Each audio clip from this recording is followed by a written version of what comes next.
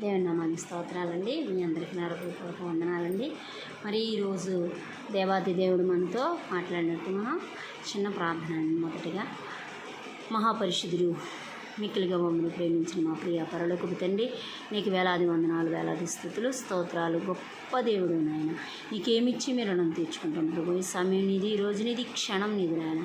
ఈ పరిశుద్ధ దినం నా తండ్రి ప్రభువా, అయ్యా ఈ పునరుద్ధాన దినం నీ సన్నిధిలో నాయన మరి ఏదైతే మాకు అవసరమైందో నీ వాక్కు శక్తితో మాతో మాట్లాడి మీరే మహిమ ఘనత ప్రభావాలు పొందుకోమని క్రీస్తు నజరుడి నామలు అడిగి వేడి ప్రార్థించి పొంది ఉన్నాను మా ప్రియ పరలోకపు తండ్రి. ఆమేన్, ఆమేన్. దేవునికి స్తోత్రాలండి. మరి ఈ దినము ఈరోజు మనము కొన్ని మాటలు నేర్చుకుందామండి. మరి దేవాతి దేవుడు మన ఎడల ఆయన చూపించే జాలి, ఆయన కృప ఎలాంటిదో మనము చూద్దామండి. ఆయన దయ. యెషయా గ్రంథం 66వ అధ్యాయం 13వ వచనము. ఈ రీతిగా దేవుడు మనతో మాట్లాడుతున్నాడు. మరి ఈరోజు మనం చూసుకున్నాము.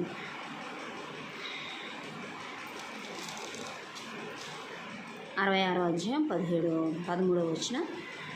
ఒకని తల్లి వాణ్ణి ఆదరించినట్లు నేను మిమ్మల్ని ఆదరించండి. దేవునికి స్తోత్రం. యెరూషలేములోనూ మీరు ఆదరింపబడుదురు, మీరు చూడగా మీ హృదయమును ఉల్లాసించండి. దేవునికి స్తోత్రం.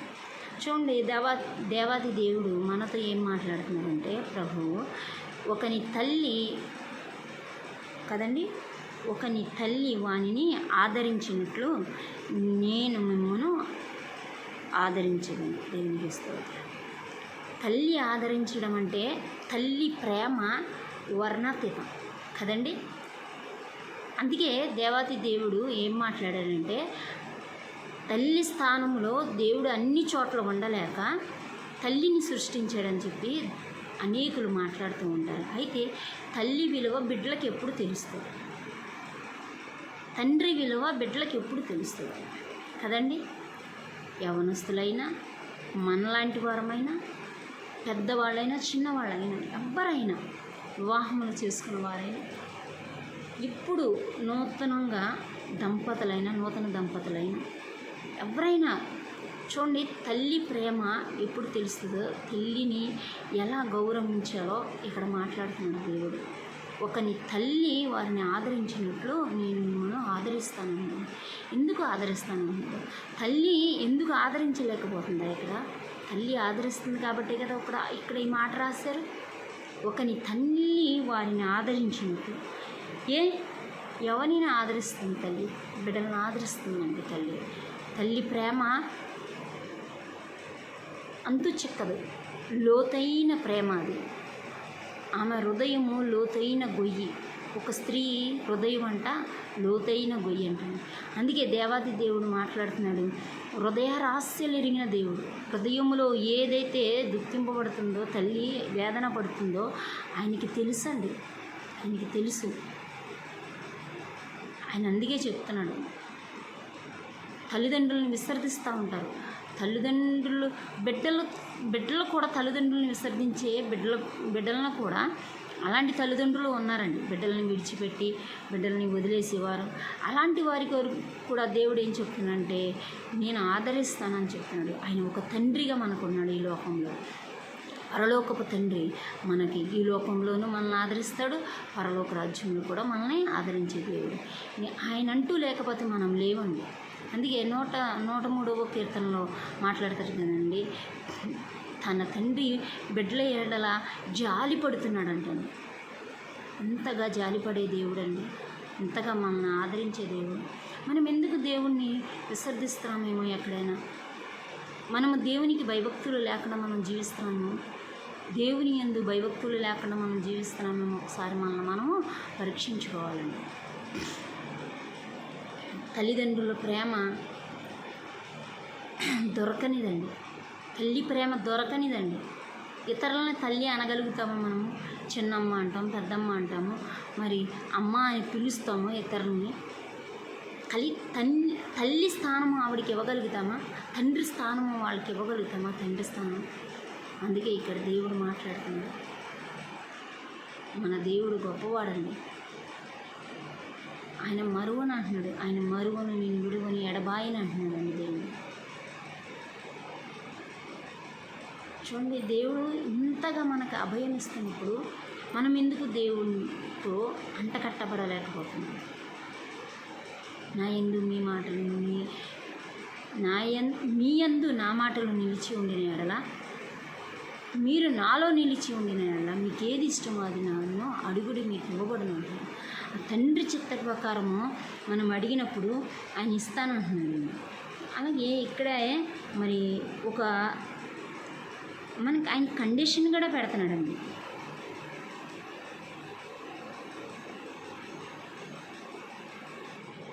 ఆయన కండిషన్ కూడా చెప్పాడండి. యెరూషలేములోన ఉన్న మీరు ఆదరింపబడుదురు, మీరు చూడగా మీ హృదయమును ఉల్లాసముతో నింపుతానంటున్నాడు. యెహోవా హస్తబలము ఆయన సేవకుల ఎడల కనుపరచును. దేవునికి స్తోత్రం. దేవాది దేవుడు ఆయన తన శత్రువుల ఎడల కోపము చూపును. కోపపడతాడు కూడా అని అంటాడు, కానీ జాలి చూపించే దేవుడు అండి. ఆయన జాలి ఎంత అద్భుతంగా ఉంటుంది. ఆయన వాక్యం గురించి ఇక్కడ మరి ఒక మాట మాట్లాడుతున్నామండి.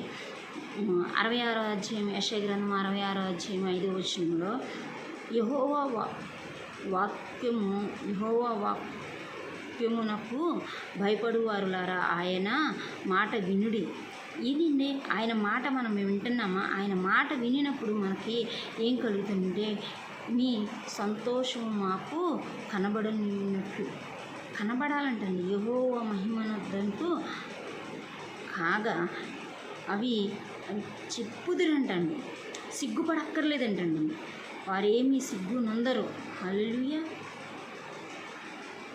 ఎందుకంటే దేవుని త్రోవలో నడిచేటప్పుడు సజ్జనులు మనల్ని అనేక రీతుల్లో మనల్ని హింసించవచ్చు, మాటలు మాట్లాడవచ్చు, ఇబ్బంది పెట్టచ్చు. అయినా కూడా దేవునికి భయపడితే మనము లోకంలో దేనికి భయపడక్కర్లేదు. దేవునితో అంటకట్టబడితే మనం దేనికి భయపడక్కర్లేదు. మన హృదయాలు ఉల్లాసిస్తాయంటండి. ఆయన చూచుచున్న దేవుడు కదండి. ఆయన కనుదృష్టికి మరుగైనది ఏదైనా కలదా? ఏదీ లేదండి. ఆయన కనుదృష్టికి మరుగైనది ఏదీ లేదు. మనం అనుకుంటాం ఒక్కో చోట మనమే ఇదైపోతూ ఉంటామండి. అయితే దేవుడు మనల్ని ఎన్నడూ కూడా విసర్జించే దేవుడు కాదండి. ఆయన మనల్ని ఎత్తి పట్టుకొని ఆయన ముద్దాడే దేవుడండి. మనల్ని రక్షించే దేవుడండి. మనల్ని ఆయన కనికరము చొప్పున మనల్ని రక్షిస్తున్నాడండి. చూడండి, యెషయా గ్రంథం 49:15 వచనంలో ఎలా మాట్లాడుతున్నాడు దేవుడు.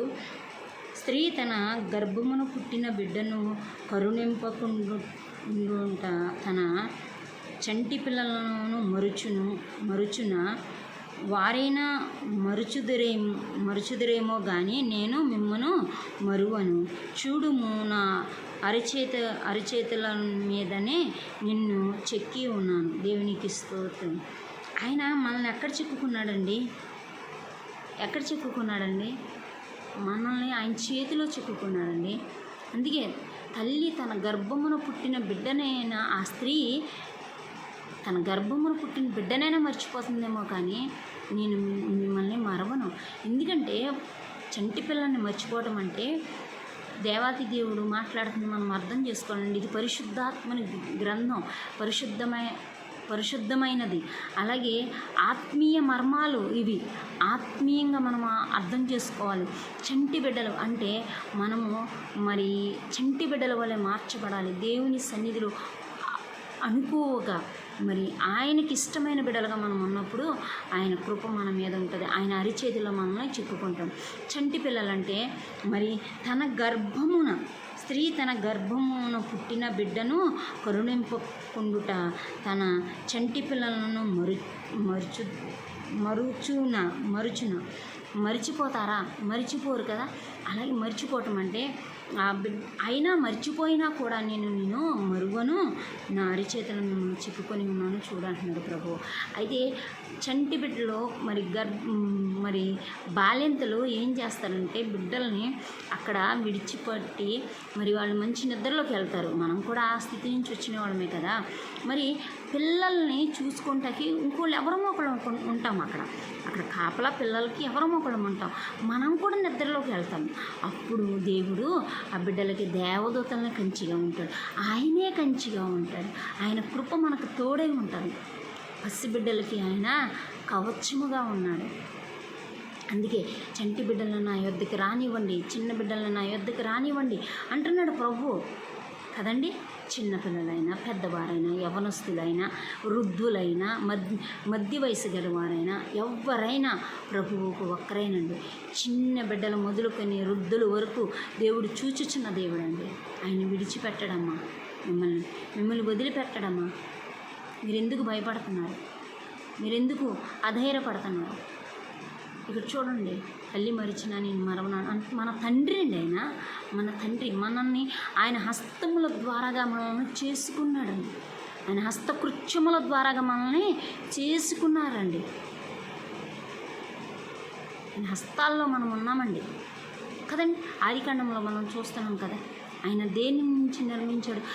ఒక మాట ద్వారాగా అన్నిటినీ కలగజేసిన దేవుడు కదండి.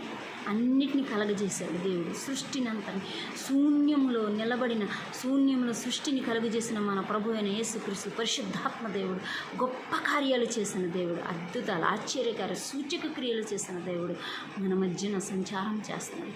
మన ప్రభు మనతో ఉన్నాడు. మీకేది అవసరం ఉంది అడగండి దేవుని. అడుగుడు ఇవ్వబడిన, తట్టుడి తెరవబడిన, వెతుకుడు దొరికిన, అడుగు వాటికి ఊంచి వాటికంటే అత్యధికంగా ఇచ్చే దేవుడు నిన్నాడు అన్న మన ప్రభు. మనం నమ్మాలండి. నువ్వు నమ్మితే చాలు దేవుని మహిమను చూస్తావు. నువ్వు నమ్మకే పొందుకోలేకపోతున్నావు. నువ్వు నమ్ము. నాకు స్వస్థత కలుగుతుంది, నేను నమ్ము, విశ్వాసముంచు. అనేక మార్లు నేను చెప్తూ ఉన్నానండి దేవుడి మాటలు. ఇది దేవుని సత్యముగా పలుకుతున్న మాట. నాకే కాదు, మీకే కాదు, అనేకులకి ఈ వర్తమానం వెళ్ళాలండి, అనేకులకి చేర్చబడాలండి. ఈ మాట ద్వారాగా, ఒక్క మాట ద్వారాగా వారు బలపరచబడతారండి, వారు దీవింపబడతారు, వారు రక్షింపబడతారు. దీంట్లో మనం అందరం పాలు పంపులు పొందాలండి. దేవుడు నాకు ఇచ్చిన ఈ గొప్ప భాగ్యం అండి ఇది. నేనైతే చెప్పట్లేదండి. పరిశుద్ధాత్మ దేవుడు మాట్లాడుతున్నప్పుడు మీరు వినాలి. నా మాట వినండి అంటున్నారు కదండి దేవాది దేవుడు. యెషయా గ్రంథం 66వ అధ్యాయంలో 5వ వచనంలో మాట్లాడారు కదండి. భయభక్తులు కలిగిన ఉన్నవారు నా మాట వినుడి అంటున్నారండి. వినాలండి. ప్రయాసపడి భారం మోస్తున్న సమస్త జనులారా నా యొద్దకు రండి, మీ భారము నా మీద వెయ్యండి అంటున్నాడు ప్రభు. మనం ఎందుకు మోస్తున్నాం? మనం మొయ్యక్కర్లేదండి. మన పాప భారము, మన శిక్ష, మన దోషణ భారము సమస్తము దేవుడు మోసేసి ఆ సిలువలో కొట్టివేశాడండి మన ప్రభు అయిన యేసుక్రీస్తు. మీరు నేను ఎందుకు మోయాలి? మన రక్షణను కాపాడుకోవాలి. అనేకులకి రక్షణ కలుగు చేసేవారిగా మనం ఉండాలండి. అనేకులకి ఆయన సువార్త ప్రకటించేవారిగా, ఆయన మాటలు వినిపించేవారిగా, ఆయన శక్తివంతమైన అద్భుత కార్యాలని మనం వివరించేవారిగా ఉండాలి. ఆయన మాట చాలండి. వినుటి వలన విశ్వాసం కలుగుతుంది అన్నాడు దేవుడు. వింటున్నామండి మన ప్రభువు మాట. వింటే అద్భుతాలు చూస్తాం, వింటే స్వస్థతలు కలుగుతాయి, వింటే దయ్యాలు పారిపోతాయి. ప్రభువు మాట వినినప్పుడు మనం మంచి అయినా, చెడైనా, కరువైనా, కష్టమైన, నష్టమైన, బాధైన, ఇబ్బందైన, ఇరికైన, వస్త్రహీనతైన ఏదైనా యేసుక్రీస్తు నందు మనం నిత్యము జీవిస్తాం. యేసుక్రీస్తు నుండి మనం ఎవ్వరు విడబాపగలడు, మనల్ని ఎవడు విడదీయగలగడండి? ప్రభువు మన పక్షాన ఉండగా మనకు విరోధి ఎవడమ్మా? విరోధి ఎవరయ్యా? సహోదరుడా, సహోదరి వింటున్నారా? దయచేసి అర్థం చేసుకోండి. మీతో అనేకమైన మాటలు మాట్లాడాలన్న ఆశ, నా కోరిక, నాకు తెలిసింది నేను అనేక మందికి పంచాలని ఈ దేవుడి కార్యాన్ని జరిగిస్తుందని నమ్ముచున్నాను. చూడండి, ఆయన ఎంతగా జాలి పడుతున్నాడంటే మన మీద. ఆయన జాలి ఎలాంటిదంటే, దావీదు రాసిన కీర్తన 103వ కీర్తన 12వ వచనంలో మాట్లాడుతున్నాడండి. 13వ వచనం అండి. తండ్రి తన కుమారుల ఎడల జాలిపడినట్లు యెహోవా తన యందు భయభక్తులు గలవారి ఎడల జాలిపడును. దేవునికి స్తోత్రం. ఎవరి ఎడల? ఎంతవరకు మనం యెషయా గ్రంథంలో చూసాము. భయభక్తులు కలిగిన వారి ఎడల అంటే తండ్రి తన కుమారుని ఎడల జాలిపడినట్లు యెహోవా యందు భయభక్తులు గలవారి ఎడల జాలిపడును. జాలిపడతాడంటండి ప్రభు. ఆ జాలి మనం పొందుకుంటున్నామా అండి? కనికరము పొందుకుంటున్నామా? దేవుని కనికరం, దేవుని దయ పొందుకోగలుగుతున్నామా? పొందుకోవాలండి. పొందుకున్నప్పుడు అద్భుతాలు చేస్తామండి.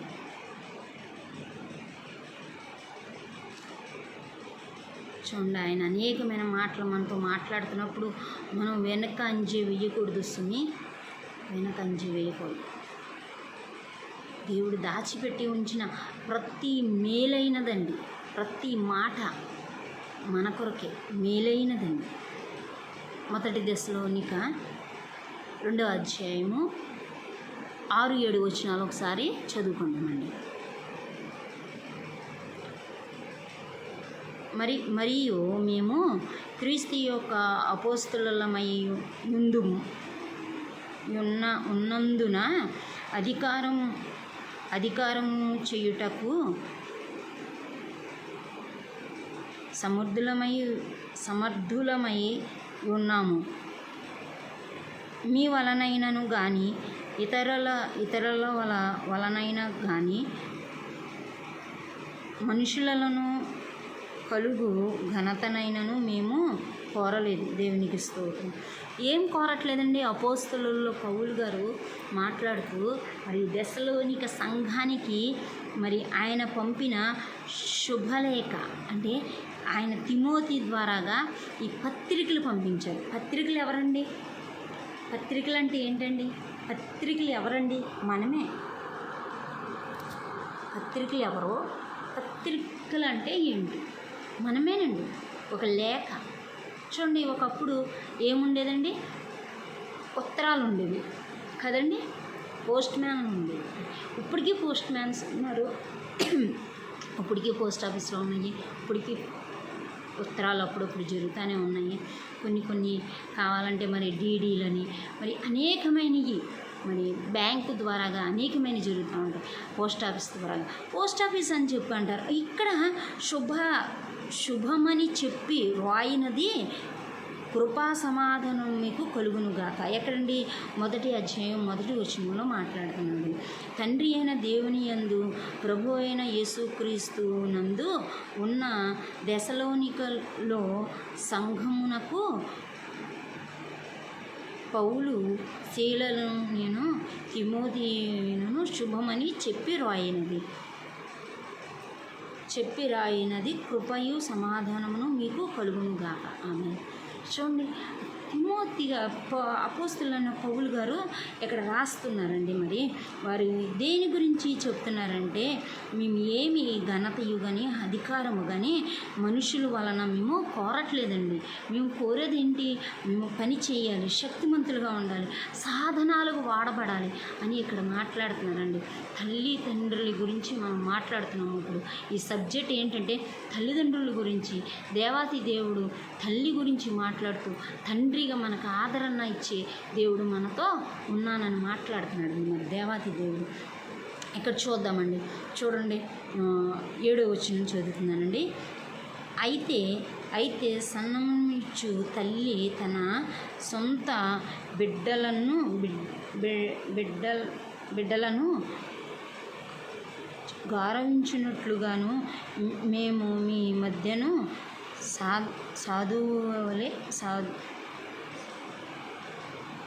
సాధువులమై ఇంటిమి. సాధువులంటే ఇంకా వారిని వారు తగ్గించుకొని వారు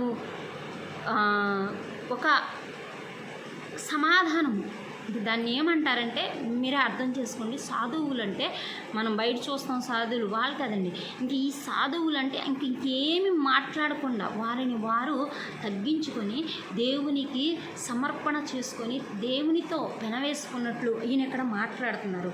అయితే గారమించువారు అంటే మరి తల్లి పాలిచ్చే విధానము చెప్తున్నారు. అలాగే సొంత బిడ్డను గారమించినట్లు అంటే సంఘాన్ని అంత ఇదిగా చూసుకుంటున్నారు. గారం అంటే మరి చరిత్రకారులు కానీ వేరే మనము విన్న దైవజనులు అనేక మంది ఏం చెప్తారంటే దీని సబ్జెక్ట్ ఏంటంటే గారవించండి, తమ దోష భారమును మోస్తున్నాం, మన దోష భారములను మోస్తున్నారంటండి. అలనాడు పౌలు గారు మాట్లాడిన మాట సంఘముతో మాట్లాడుతున్నారు, సంఘానికి చెప్తున్నారండి. దేవాతి దేవుడు ఎంత గొప్ప మాటలు మాట్లాడాడేమి మరి ఈ దినం మనతో. మరి ఈ మాటలు మరి ఏమి గమనిస్తున్నారు, ఏమి నేర్చుకుంటున్నాం మనం? మీరు మాకు బహు ప్రియులమైంటిరి గనుక మీ యందు విశేష పక్షపు గలవారమై దేవుని సువార్త మాత్రమే గాక మా ప్రాణములకు కూడా మీకు ఇచ్చుటకు సిద్ధపడి ఉంటుంది. హల్లెలూయా. కావున సహోదరులారా, అబ్బా దేవునికి స్తోత్రం. చూసారా, వారు కష్టపడి వారు ఆహారము సంపాదించుకుంటున్నాము, రాత్రింపగలు మేము కష్టపడుతున్నామని. ఇంకా కింద మాటలన్నీ మనం చూసుకుంటే దేవుని రాజ్యం కొరకు ఆయన సువార్త ప్రకటించుచు వారి ప్రయాసము వారి ధైర్యము కొరకు కూడా వారు ఇతరులను వాళ్ళని హెచ్చరించుకుంటూ ఇతరులను కూడా హెచ్చరిస్తూ ఇక్కడ మాట్లాడుతున్న మాటలండి. మరి మనం చూస్తున్నాం కదా, మనం వింటున్నాం కదండి, మరి ఏం చేయగలుగుతున్నాము కదండి. 12వ వచనం వరకు మనం ఈ మాటలన్నీ సాక్షార్థమైనవి కదా. మరి ఎన్ని మాటలు ఇక్కడ ప్రభువైన యేసుక్రీస్తుని గురించి మరి వారి బిడ్డల గురించి తండ్రి జాలి పడినట్లు తమ యందు భయభక్తులు కలిగిన వారి ఎడల దేవుడు జాలి పడతాడంటండి. ఇక్కడ మరి సౌలు పౌలుగా మార్చబడిన తర్వాత ఎంతగా వారు తగ్గించుకొని తనకి ఏమున్నా ఏమి లేకపోయినా వారి దేవుని సువార్త నిమిత్తమై తమ ప్రాణాలను గడివ్వడానికి వారు సిద్ధపడి ఉన్నారండి. ఇక్కడ తల్లి పాలిచ్చేది మాట్లాడుతుంది కదండి 6వ వచనంలో. మరి సన్నపానం ఇచ్చు తల్లి తన సొంత బిడ్డను గారవించినట్లుగాను మేము మీ మధ్య సాధువులమై ఉంటుంది. ఎక్కడ 7వ వచనంలో మాట్లాడుతున్న మాట అండి. 6, 7 వచనాల్లో మాట్లాడుతున్నారు. మొదటి దశలోనిక 2వ అధ్యాయము 6, 7 వచనాల్లో మాట్లాడుతున్న మాట. అలాగే 12వ వచనం వరకు వస్తే అనేకమైన మాటలు అద్భుతమైన మాటలు అక్కడ రాసి ఉంచారు. మన ప్రభువైన యేసుక్రీస్తు పరిశుద్ధాత్మ ద్వారాగా పౌలుతో మాట్లాడి దేవాది దేవుడు తిమోతిని పౌల్ని అనేకమైన పత్రికలు రాయడానికి వారు సాధనాలుగా వాళ్ళని వాడుకున్నాడండి దేవుడు కదండి. సాధనాలండి. మీరు ఒక సాధనం అండి, నేను ఒక సాధనం. ఈ దేవుని వాక్యము వివరించడానికి నా దగ్గర ఏముంది? నేను ఏ అధికారం నా దగ్గర లేదండి. దేవుడిచ్చే అధికారం, దేవుని సాధనం. మనం దేవుని పాత్రలం అండి, మట్టి పాత్రం అండి, మనము పనికిరాని పాత్రలు అండి. అయితే దేవుడు మన పనికి వచ్చే పాత్రలుగా చేశాడు. దేవుడు మనల్ని వాడుకుంటానికి సిద్ధముగా ఉండాలండి. మనము ప్రతి విషయంలో అలా వాడుకుంటున్నాడండి మనల్ని. పాత్ర బయట శుభ్రపరచుకోవడం కాదండి, బయట లోపల శుభ్రపరచుకొని బయట చూపించి దేవుడు ఎంతో సంతోషిస్తాడంటండి. ప్రభు సంతోషించి ఆనందించి గంతులు వేసేవాడు ప్రభు. అది మీకు నాకు కావాలండి. ప్రభువే సంతోషిస్తాడంటండి. తెలుసండి మీకు సంగతి? నా బిడ్డలను బట్టి నేను సంతోషిస్తున్నాను అంటున్నాడు ప్రభు, ఆనందిస్తున్నాడండి. మనం ఎక్కడున్నాము, ఏ స్థితిలో పడి ఉన్నాం, ఆ స్థితి నుంచి లేపబడాలండి. దేవునిని సంతోషపెట్టేవారిగా మనం ఉండాలి. దేవుణ్ణి ఆయన పరిశుద్ధాత్మను మనము అలంకరించుకునే వారిగా ఉండాలి. ఆయనకి కృతజ్ఞతాస్తుతులు చెల్లించేవారిగా ఉండాలి. ఆయనకి ప్రార్థన చేసేవారిగా ఉండాలి. ఆయనకి విజ్ఞాపన చేసేవారిగా ఉండాలి. పలు విధమైన ప్రార్థనలు నేర్చుకోవాలి. పలు విధమైన ప్రార్థనలు చేసేవారిగా మనం ఉండాలి. దేవుడు కార్యం జరిగిస్తాడు. చిన్నలైన పెద్దలైన ఎవరికైనా ఈ మాటలు వర్తిస్తాయండి. తండ్రి తన కుమారుడి మీద జాలిపడినట్లు మీ మీద జాలిపడుతున్నాడు ప్రభువు. మీకు ఒక గొప్ప కార్యం చేయాలని ఆశించాడు దేవుడు. మీరు ఆ కార్యం జరిగే వరకు మీరు ఆ ప్రభువుకు లోబడతారా? ఆయన మాట వింటారా? వినండి. వింటే కార్యం జరుగుతుందండి. వింటే అద్భుతాలు జరుగుతాయి. వింటే అండి తప్పకుండా ఆయన సంతోషిస్తాడండి కదండి. ఆయన సంతోషం పరిపూర్ణమైనట్లు మనం చెయ్యాలండి. మనం చేస్తే అది తప్పకుండా దేవుడు కార్యం జరిగిస్తాడు. మన పక్షా నుండి కార్యం చేసేవాడండి.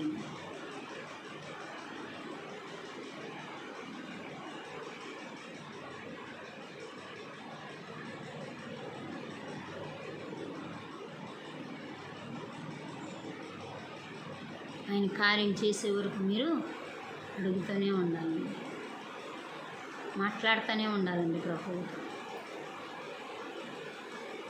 నన్ను అడుగుము నీకు జనములను స్వాస్థ్యముగా ఇస్తానన్నాడు దేవుడు.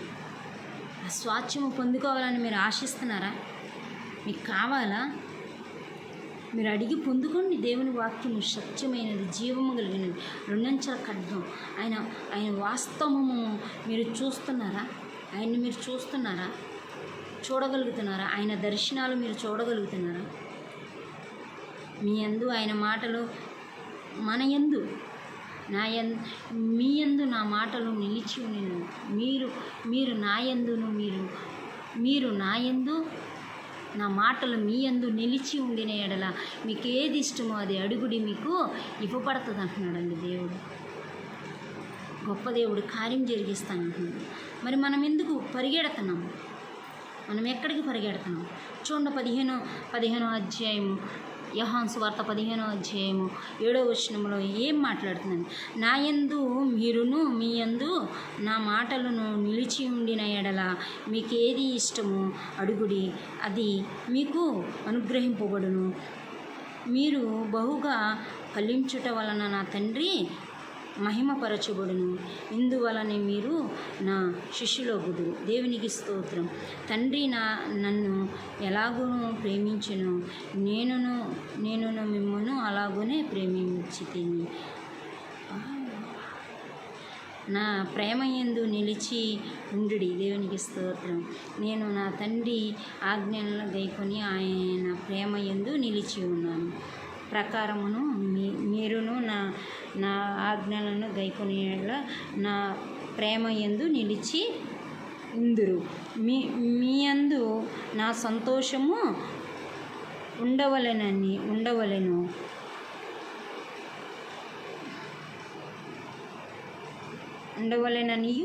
మీ సంతోషము పరిపూర్ణము కావలెను.